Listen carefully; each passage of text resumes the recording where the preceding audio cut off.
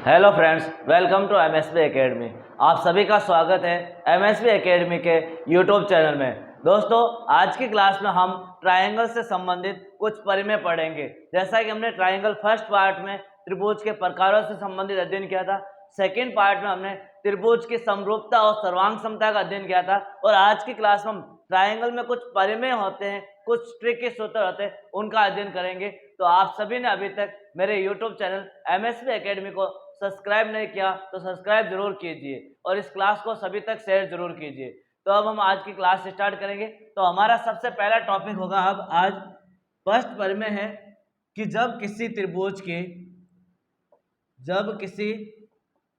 त्रिभुज की कोई दो भुजाओं के मध्य बिंदु को मिलाने वाली रेखाखंड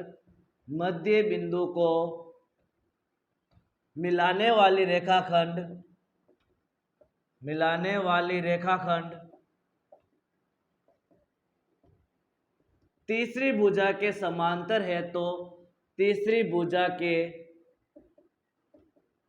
समांतर व उस भुजा की आधी होती है। तीसरी भुजा की आधी होती है।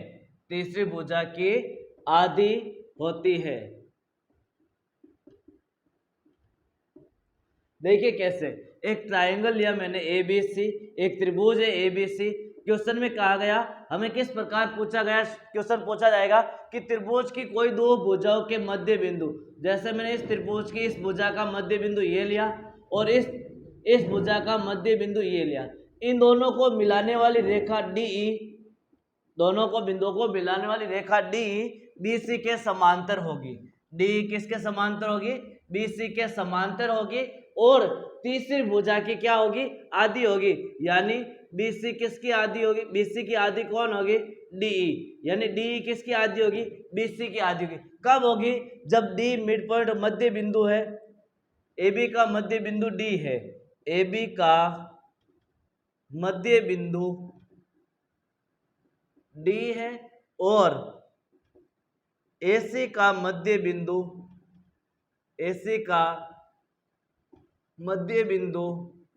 E है। यानी कोई भी दो रेखाओं का मध्य बिंदु को मिलाने वाला रेखाखंड तीसरी भुजा के समांतर और उसका आधा होता है, तीसरी भुजा का आधा होगा। तो ये देखो, दोनों भुजाएं समांतर है, तो BC का आधा कौन हो जाएगा? DE होगा।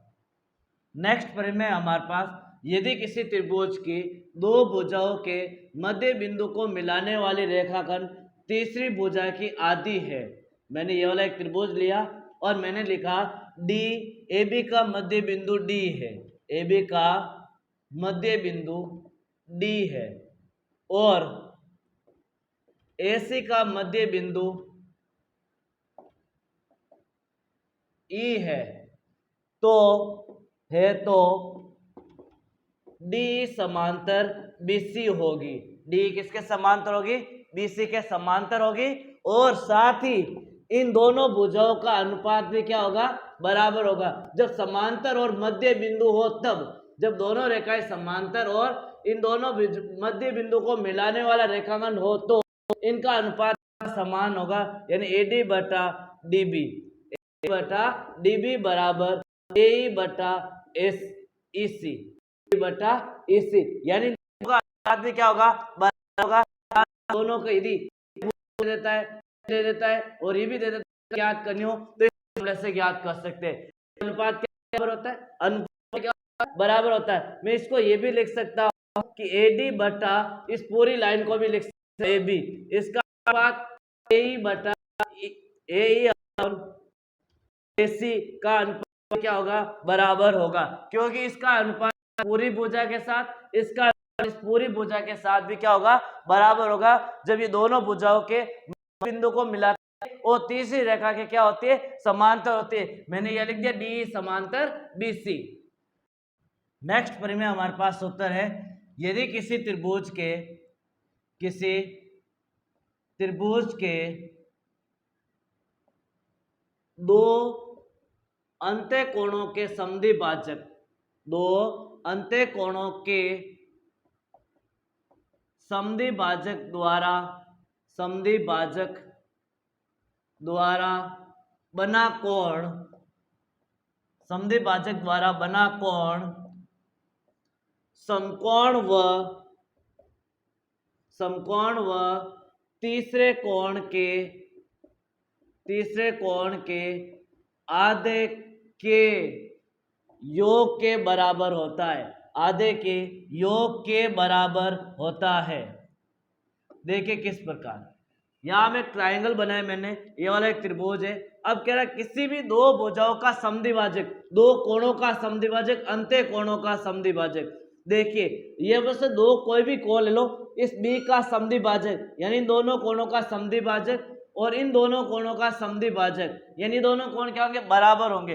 इन कोण का समद्विभाजक जिस बिंदु पर मिलता है वहां पर जो बनेगा कोण यानी कोण BOC, कौन सा कोण, कोण BOC, यह वाला कोण हमेशा 90 समकोण प्लस 90 व तीसरे कोण के, तीसरा कोण कौन सा, ये वाला, इस कोण का आधे के योग के बराबर होता है। तो तीसरा कोण हो जाएगा BAC का आधा, BAC का आधा के योग के बराबर होता है। कौन सा कोण, ये वाला कोण। अब इसी का थोड़ा सा अलग परिमेय ले लेते हैं हम, जिसमें यहां अंत्य की जगह बाह्य कोण। तो क्या होगा, किसी त्रिभुज के दो अंत्य की जगह बाह्य कोणों के समद्विभाजक, बाह्य कोणों के समद्विभाजक द्वारा बना कोण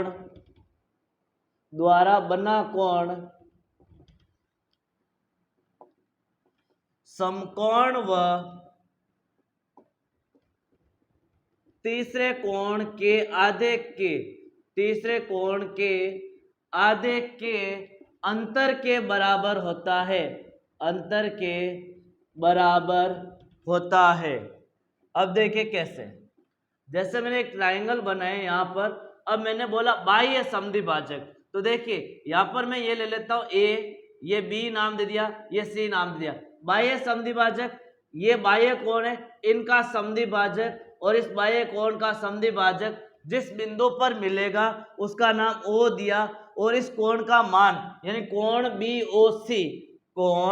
BOC बराबर 90 माइनस तीसरे कोण का आधा यानी कोण BAC/2 के अंतर के बराबर होगा।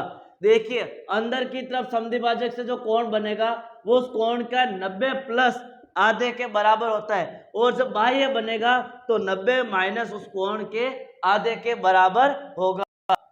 देखिए नेक्स्ट प्रमेय, यदि त्रिभुज ABC कोई अधिकोण त्रिभुज है, ये लो एक अधिकोण त्रिभुज यानी ABC एक अधिकोण त्रिभुज है, कौन सा, यानी 90 से अधिक है, और B अधिकोण है यानी B पे क्या बन रहा है, अधिकोण 90 से अधिक, AOC मैंने नाम यहां लिख दिया। अब इस त्रिभुज अधिकोण त्रिभुज है तो आपको यदि AC की लंबाई ज्ञात करने को बोले तो कैसे ज्ञात करेंगे, तो मैं यहां से एक परपेंडिकुलर ड्रॉ करता हूं। क्या ड्रॉ करता हूं, परपेंडिकुलर ड्रॉ करता हूं, यानी अधिकोण त्रिभुज में हमेशा परपेंडिकुलर बाहर की तरफ ड्रॉ होता है। ये परपेंडिकुलर ड्रॉ हो गया, ये वाला, ये क्या हो गया, परपेंडिकुलर ड्रॉ हो गया, और इस बिंदु का नाम दे दिया D। तो AC का मान क्या होगा, AC का स्क्वायर बराबर, ये AC इस लाइन का मान क्या होगा, इस AC का स्क्वायर बराबर AB का स्क्वायर प्लस BC का स्क्वायर, यानी इस AB लाइन और BC लाइन का स्क्वायर का प्लस और प्लस 2BC.BD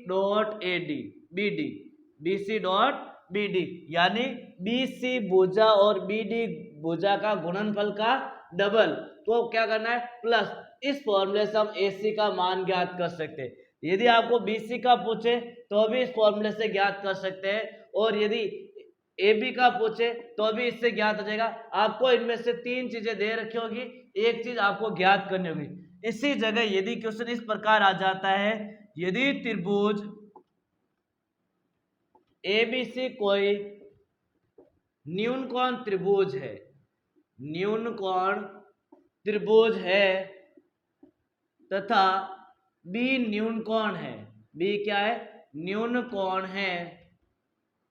तो बी न्यून कोण होगा तो क्या कंडीशन बनेगी, देखिए बी न्यून कोण होगा तो बी कौन सा होगा, 90 से छोटा, ये वाला बी न्यून कोण हो गया। बी क्या है, न्यून कोण है, ए और सी।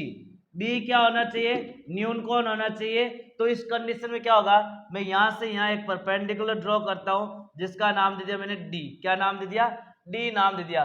तो यहां पर एसी लंबाई का मान क्या होगा, एसी का स्क्वायर बराबर ए का स्क्वायर प्लस बीसी का स्क्वायर, ए बी का स्क्वायर प्लस बी सी का square minus 2BC dot BD। यानी इस डॉट का मतलब होता है गुणनफल। क्या होता है, गुणनफल। इन दोनों भुजाओं का गुणनफल का डबल क्या करना, माइनस। इसमें इन दोनों भुजाओं के गुणनफल का क्या करना है, प्लस करना है, जब AC का मान ज्ञात करना होता है तब। नेक्स्ट फ्रेम में हमारे पास यदि दो त्रिभुज समरूप है, मैंने दो त्रिभुज बनाए, एक त्रिभुज ABC और दूसरा PQR। दोनों त्रिभुज क्या है, समरूप है, हमें क्वेश्चन में कह रहा है। तो उनके क्षेत्रफलों का अनुपात, यानी इन दोनों क्षेत्रफलों का अनुपात, यानी त्रिभुज ABC का क्षेत्रफल और अपॉन में अनुपात करते डिवाइड में PQR का क्षेत्रफल का अनुपात किसके बराबर होगा, उनकी ऊंचाइयों के वर्ग के, उसकी ऊंचाई, यानी ये इसकी ऊंचाई m और ये इसकी ऊंचाई n, यानी AM अपॉन PN का स्क्वायर ऊंचाई के अनुपात वर्ग के समानुपाती तथा संगत भुजाओं के वर्ग के समानुपाती, यानी AB अपॉन PQ का स्क्वायर, AB अपॉन PQ का स्क्वायर बराबर AC अपॉन PR का स्क्वायर बराबर BC अपॉन QR का स्क्वायर, BC अपॉन QR का स्क्वायर, और किसके बराबर होगा, उनके त्रिभुज के परिमाप के बराबर, यानी ABC का परिमाप का वर्ग बटा त्रिभुज PQR का परिमाप का वर्ग के समानुपाती होता है।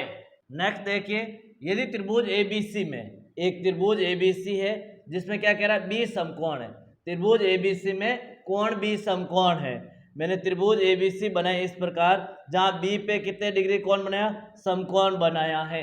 ABC में बी कोण समकोण है तथा डी और ई भुजा AB का मध्य एक बिंदु है D और BC का कोई एक बिंदु E है, वो मध्य बिंदु नहीं है, कहीं पर भी बिंदु हो सकता है, तथा भुजा AB और BC का कोई बिंदु है। तो आपको अब इसमें से ज्ञात करना है कि AE की लंबाई कितनी होगी, AE की लंबाई कितनी होगी। और मैं इसको क्या करता हूं, इसको इससे D से C से मिला देता हूं, इस प्रकार C से D से।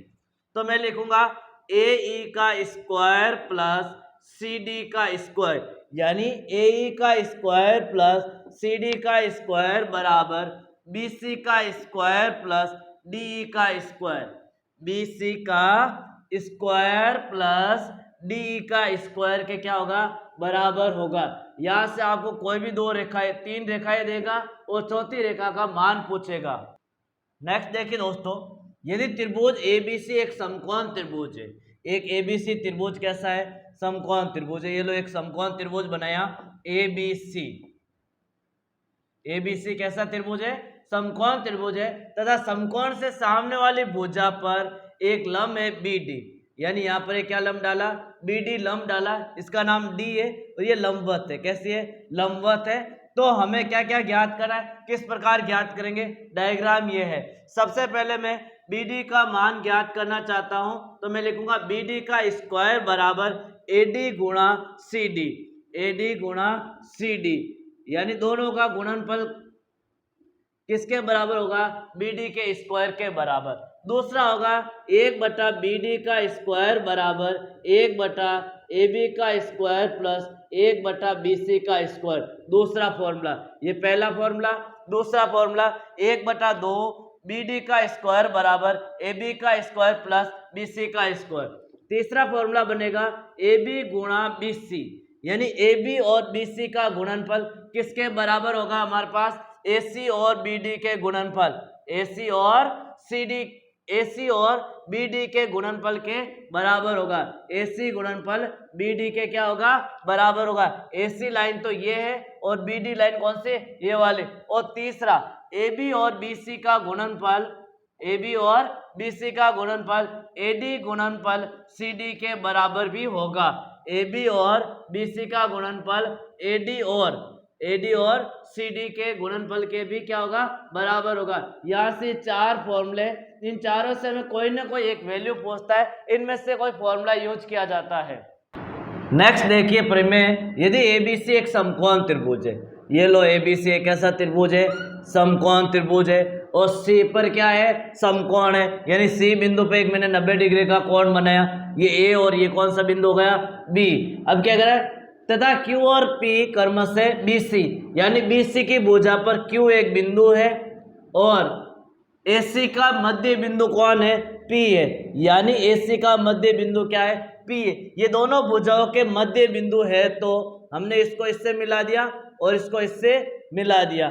तो यहाँ से एक हो तो हमारे पास क्या कंडीशन बनेगी, एक फॉर्मूला बनेगा फॉर AQ का स्क्वायर, फॉर AQ का स्क्वायर प्लस BP का स्क्वायर, यानी इन दोनों भुजाओं का स्क्वायर का 4 गुना किसके बराबर होगा, 5AB के स्क्वायर के बराबर होगा। यानी AB लाइन का स्क्वायर का 5 गुना उन दोनों स्क्वायर के योग के 4 गुने के बराबर होगा। इन दोनों स्क्वायर के योग के 4 गुने के बराबर होगा।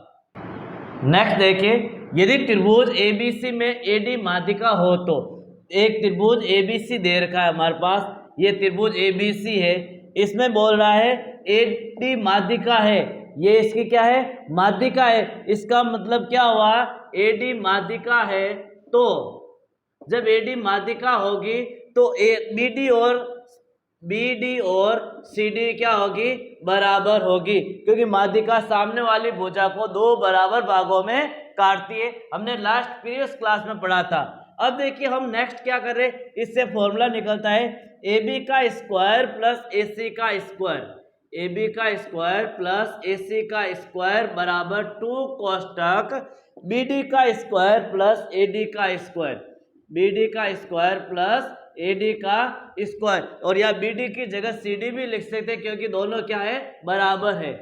नेक्स्ट प्रमेय देखिए, किसी त्रिभुज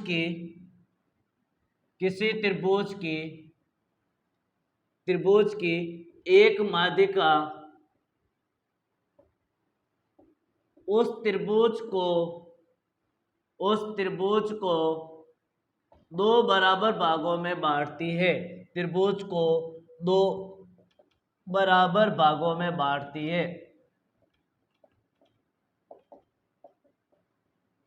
कैसे, देखिए एक त्रिभुज है, इस त्रिभुज में मैं बोलूंगा A और DA क्या है, माध्यिका है, क्या है, AD माध्यिका है, मैं लिखूंगा AD बराबर माध्यिका है, क्या है, माध्यिका।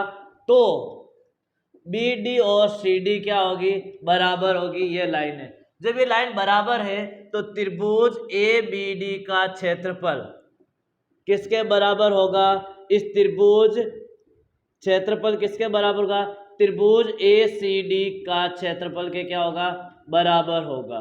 किसका, जब एक त्रिभुज के माध्यिका दो बराबर भागों में बांटती है हमेशा, तो उन दोनों त्रिभुजों का क्षेत्रफल क्या होगा, बराबर होगा, और पूरे त्रिभुज के क्षेत्रफल का क्या होगा, आधा होगा। यानी त्रिभुज ABC का क्षेत्रफल का आधा, त्रिभुज ABC के क्षेत्रफल का आधा किसका क्षेत्रफल होगा, त्रिभुज ACD का क्षेत्रफल होगा। यानी पूरे त्रिभुज के क्षेत्रफल का आधा इन दोनों त्रिभुज का क्षेत्रफल बराबर होगा। यानी पूरे क्षेत्रफल का आधा करेंगे तो इसका आ जाएगा और वो इसका क्षेत्रफल होगा। नेक्स्ट प्रमेय हमारे पास क्या है, यदि किसी त्रिभुज के तीनों भुजाओं के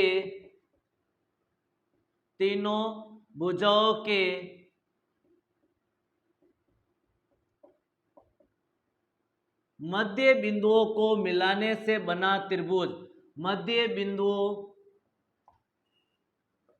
को मिलाने से बना त्रिभुज का क्षेत्रफल उस त्रिभुज का 1/4 होता है, 1/4 गुना होता है या 1/4 होता है। किस प्रकार? जैसे एक त्रिभुज है, इस त्रिभुज की मध्य भुजाओं को मिलाने से बना त्रिभुज, ये इसकी मध्य भुजाएं, इनको मिलाने से एक त्रिभुज बनता है, तो उस त्रिभुज का क्षेत्रफल पूरे त्रिभुज का 1/4 होता है। ए बी सी और डी ई एफ, यानी मैं लिखूंगा त्रिभुज ए बी सी का क्षेत्रफल बराबर त्रिभुज DEF के क्षेत्रफल का 4 गुना। DEF का क्षेत्रफल का कितना होगा? 4 गुना होगा, या उस पूरे त्रिभुज के क्षेत्रफल का 1/4 होगा। या तो इसका 1/4 बोलो या इसको 4 गुना भी बोल सकते, दोनों बात बराबर है। यानी इन चारों का क्षेत्रफल क्या होगा? बराबर होगा। 1 2 3 4, चारों त्रिभुज का क्षेत्रफल बराबर होगा, और किसके? ABC के क्षेत्रफल का 1/4 के बराबर। यानी मैं लिख सकता हूं त्रिभुज AFE का क्षेत्रफल, AFE का क्षेत्रफल बराबर त्रिभुज BDF का क्षेत्रफल बराबर त्रिभुज DEC का क्षेत्रफल बराबर त्रिभुज DEF का क्षेत्रफल, DEF का क्षेत्रफल, और किसके बराबर होगा? पूरे त्रिभुज के क्षेत्रफल का चौथाई, का क्षेत्रफल का 1/4 होता है। कितना होता है? 1/4 होता है। नेक्स्ट, इसी का उल्टा परिमेय, इसका अपोजिट है। यहाँ तो तीनों भुजाओं के मध्य बिंदु से बन रहा है, अब क्या बनेगा? इन तीनों शीर्षों को आगे बनाने से एक त्रिभुज बनेगा। जैसे मैंने इसके अंदर वाला त्रिभुज था वो मैंने इस तरह से बना दिया, तो अब क्या है? इसके शीर्षों को आगे बढ़ाने से एक नया त्रिभुज बनेगा। इस प्रकार शीर्षों को आगे बढ़ा दिया तो हमारे पास एक त्रिभुज बना, बड़ा सा त्रिभुज। यानी इन शीर्षों के आगे बढ़ाने से एक त्रिभुज बनेगा इस तरह से। तो अब हमारे पास क्या होगा? इस त्रिभुज ABC का क्षेत्रफल अंदर वाले त्रिभुज का 4 गुना होगा। अंदर वाले त्रिभुज का क्या होगा? 4 गुना का। इसी का उल्टा है, देखो ये 4 डिवाइड में इधर आएगा तो क्या हो जाएगा? अंदर वाले त्रिभुज का क्षेत्रफल का 4 गुना बाहर वाला बड़े वाले त्रिभुज का होगा। तो इसी का उल्टा परिमेय, लेकिन चेंजेस कुछ नहीं होगा। आपको बोलता है कि यदि इसके शीर्षों को आगे बढ़ाने से एक त्रिभुज बनता है, उसका क्षेत्रफल मूल त्रिभुज का क्या होता है? 4 गुना होगा। किसका? इस PQR का 4 गुना। PQR का क्षेत्रफल का 4 गुना होगा त्रिभुज ABC का क्षेत्रफल। ये नेक्स्ट परिमेय, त्रिभुज PQR का क्षेत्रफल का 4 गुना होगा त्रिभुज ABC का क्षेत्रफल। ये त्रिभुज मूल त्रिभुज है PQR। PQR क्या है? मूल त्रिभुज है। इसके शीर्षों को आगे बढ़ाने से, यानी इसका शीर्ष ये दोनों तरफ आगे बढ़ा दिया, इसका शीर्ष भी दोनों तरफ आगे, इसका शीर्ष भी दोनों तरफ आगे बढ़ाने से एक त्रिभुज बना, तो उस मूल त्रिभुज का 4 गुना होता है। नेक्स्ट परिमेय क्या देखिए, किसी त्रिभुज में एक आधार कोण के आंतरिक समद्विभाजक, यानी एक त्रिभुज है, इसका आधार कोण ये वाला, इसका आंतरिक समद्विभाजक और उसी त्रिभुज के दूसरे आधार के बाह्य समद्विभाजक, ये दूसरा आधार है, उसका बाह्य समद्विभाजक कोण जिस बिंदु पर मिलते हैं, तो उस कोण का जो यहाँ पर जो कोण बना वह कोण शीर्ष कोण का क्या होगा? आधा होगा। ये कोण थीटा है तो ये होगा थीटा अपॉन 2। यानी मैंने नाम दे दिया ABC और D, यानी त्रिभुज BAC बराबर कोण BAC बराबर कोण BDC, कोण BDC, और इसका क्या होगा? आधा होगा। तो हमारे पास क्या बन जाएगा? BDC, यानी थीटा का आधा कोण कौन सा हो जाएगा? कोण BDC होगा। नेक्स्ट परिमेय हमारे पास त्रिभुज ABC में भुजा BC को, यानी एक त्रिभुज ABC है, इसमें नाम दे दिया मैंने ABC, तो BC भुजा को D तक बढ़ाया जाता है और A कोण का समद्विभाजक E पर मिलता है, यानी इन दोनों कोणों का समद्विभाजक E पर मिलता है, तो कोण ABC कोण ABC प्लस कोण ACD का योग, ACD का योग किसके बराबर होगा? 2 गुना ऑफ कोण AEC के बराबर होगा, AEC के बराबर होगा। यानी इस कोण के, इन दोनों कोणों का योग इस कोण के डबल के बराबर होगा। देखिए नेक्स्ट, शीर्ष से विपरीत भुजा पर डाले गए लंब और शीर्ष कोण के समद्विभाजक के बीच का कोण शेष दो शीर्ष कोणों के अंतर का आधा होता है। देखिए मैंने एक त्रिभुज बनाया, एक त्रिभुज ABC नाम दिया मैंने, इसका क्या नाम दिया? ABC।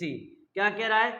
शीर्ष से विपरीत भुजा पर डाले गए लंब, ये क्या एक लंब है, यानी यहाँ 90 डिग्री कोण बनता है, इसको मैंने नाम दे दिया E। क्या नाम दे दिया? E। ये इसका क्या है? लंब है, 90 डिग्री का है। और शीर्ष कोण के समद्विभाजक, इस पूरे कोण का आधा ये है। ये क्या है? शीर्ष कोण का समद्विभाजक है AD। क्या है? AD शीर्ष कोण का समद्विभाजक है। मैं लिखूंगा AD शीर्ष कोण का समद्विभाजक है, शीर्ष कोण का समद्विभाजक है। और AE शीर्ष कोण A का शीर्ष लंब है। तो अब क्या होगा, यहां से हमें इस कोण का मान ज्ञात करना है, ADC का मान। कोण ADC का मान किसके बराबर होगा? दोनों से शीर्ष कोणों के योग, दोनों शीर्ष कोणों के अंतर का आधा, यानी कोण B माइनस कोण C बटा 2 का आधा होता है। अब मैंने यहाँ मॉडुलस क्यों बनाया?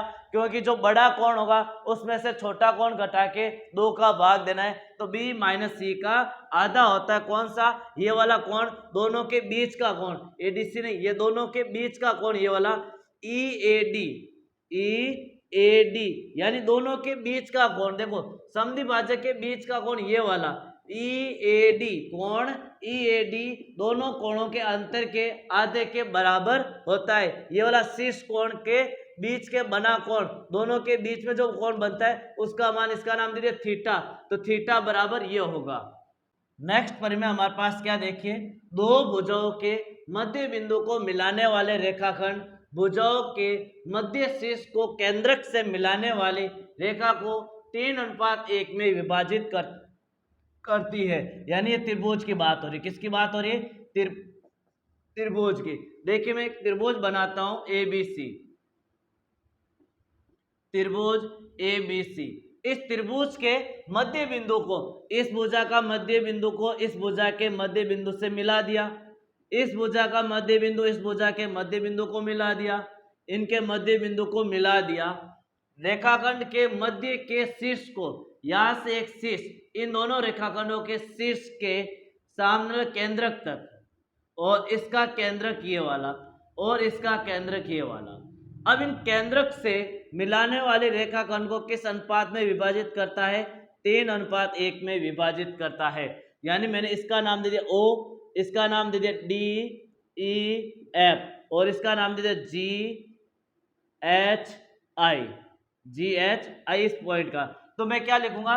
3:1 में, यानी AH अपॉन HO बराबर CI अपॉन OI बराबर BG अपॉन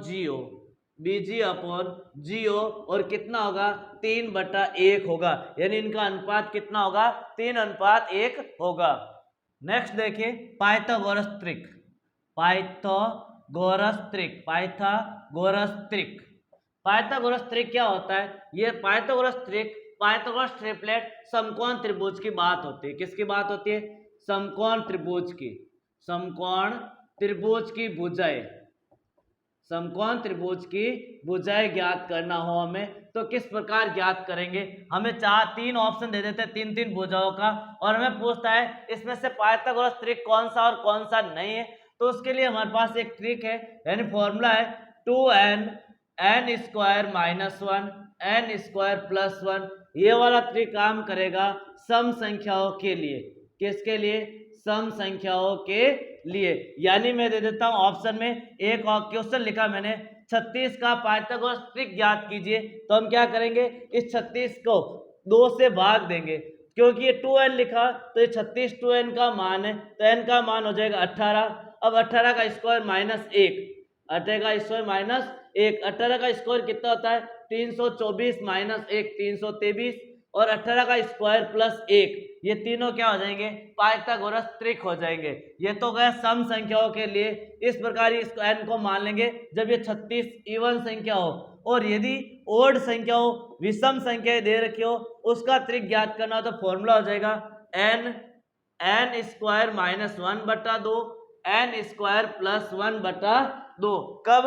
जब n हमारे पास विषम संख्या दे रखी होगी तब हम ये वाला तरीका अपनाएंगे।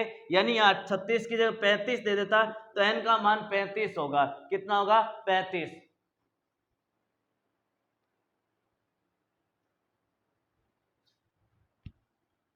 इस प्रकार हमने आज की क्लास में त्रिभुज से संबंधित जितने भी सूत्र थे वो सारी क्लास त्रिभुज से संबंधित पूरी हो चुकी है। अब नेक्स्ट क्लास में हम चतुर्भुज के बारे में अध्ययन करेंगे। चतुर्भुज कितने प्रकार के होते हैं और उनकी क्या क्या विशेषताएं होती है और एग्जाम में कैसे क्वेश्चन पूछे जाते हैं। तो आपको क्लास अच्छी लगी तो लाइक और शेयर जरूर कीजिए।